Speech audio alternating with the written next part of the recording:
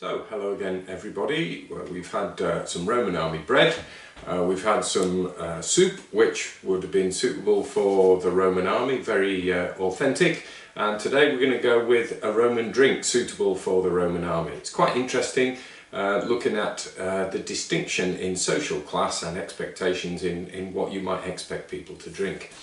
So if you were going to be posh, you were going to get the best wine. If you were just lower class, or if you were just an ordinary soldier in the army, you're going to get something called Posca. Now Posca is basically diluted, sweetened or flavoured vinegar. So in this recipe, which I've never made before, so it could be a triumph or a disaster, well, I'll let you know later, we've got red wine vinegar, we've got a measure of that, we have got 4 times the quantity of water going with that, so that's pretty much diluted. We've got coriander seeds here, you can probably see those in there, so those go in there, and then we have got honey. So this honey is to sweeten it all and perhaps to lessen the effect of the vinegar in here, so it's almost like a sweet and sour drink. So in order to dissolve all that, we're going to need to warm that through. Now it's interesting historically that there are a number of Roman army generals who boasted of the fact that they didn't eat, they didn't drink the best quality wine, but they had ordinary men's drink, and so they just drank Posca, and this went down quite well with the men if you wanted to show that you were being one of the lads and enduring the same privations as they did. So what we're going to do is we're going to boil this through, or at least bring it up to until all the honey is dissolved and some of the flavours come out from the coriander seeds, and then we're going to let it cool and strain it, and then we're going to drink it. So see you later.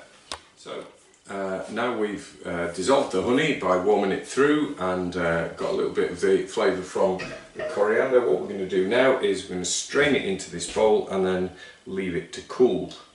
Now one of the places that we hear about Posca is actually from the Bible, because when Jesus was being crucified, it said that a soldier dipped a sponge in sour wine or in vinegar and gave it him to drink.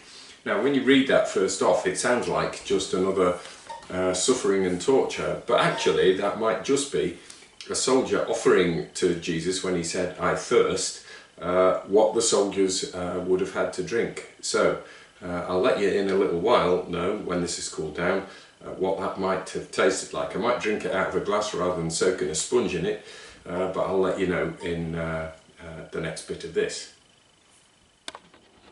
So, moment of truth, here we go with the Posca recipe, and just going to try a little of this, because you never know, too much of a good thing might be just a bit too much. So it is slightly murky. Smells of vinegar.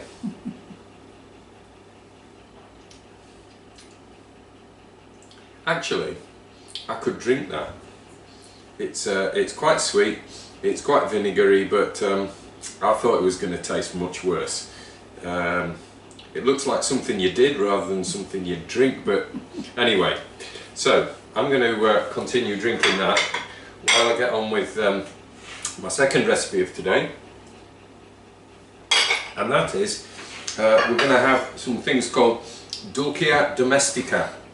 So this essentially is dates stuffed with almonds and possibly with some pine kernels, and drizzled with honey, with our liquid honey, and then baked for a bit. So it's going to be a bit fiddly here. So first of all, we've got dates which are stoned, as you can see. And so what we're going to do is we're going to put a few almonds stuffed in there, and we're going to do this for quite a few of these, and these would have been quite a delicacy. I'm not sure your average Roman soldier is getting his hands on any of these. These are definitely officer class food, I think. Possibly the posh upper classes as well. Just as sweet things during the Second World War became largely the preserve of those who could buy their way around the rations, so in the Roman world you needed a bit of extra influence and so on before you got access to the sweet and fancy things. So try a few pine kernels in these, I think,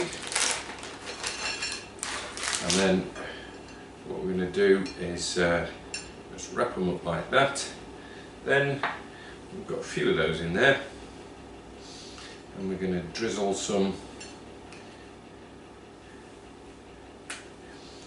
honey over there along with some sea salt. Because we're quite posh in this house, we've actually got some quite upmarket salt. So here we go, Malden sea salt. We're going to drizzle that over first of all, like that, and then we're going to squirt some honey over like that, and that is then going to get baked in the oven until it's all done and nice. So I'm going to fill the rest of those up after we've switched this off. So I'll show you what they're like when we've finished. So there we are, we've got a bowl full of those, all nicely stuffed, some with pine nuts, some with chopped almonds, some sea salt on the top of there, and then drizzled with honey. So we're going to put them in the oven at a reasonable heat and leave them for about, I don't know, 15 minutes, 20 minutes, and then we'll take them out and show you what they look like when they come out. So the stuffed dates have been in the oven for about 15 minutes, so we're going to take those out because we don't want them to burn. Not going to eat them yet because they'll be hotter than the sun. So I'll give you a look at what they look like. There we go, they smell quite nice. And there they are, all full of shiny niceness. So there we go, looking forward to eating those later, maybe with a bit more of my Posca.